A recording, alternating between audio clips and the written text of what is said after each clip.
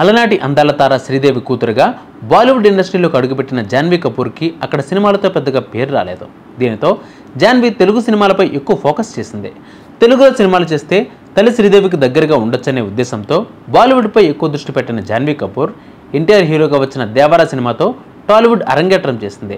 Devara release కాకముందే రామ్ చరణ్ హీరోగా నటిస్తున్న పెద్ది సినిమాలో ఆఫర్ను కొట్టేసింది ఈ ముద్దుగుమ్మ.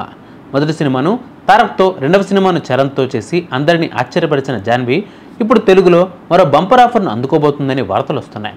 ప్రస్తుతం రామ్ చరణ్తో కలిసి పెద్ది సినిమాను పూర్తి చేస్తున్న జాన్వీకి ఇప్పుడు ఆఫర్ వచ్చిందని తెలుస్తోంది.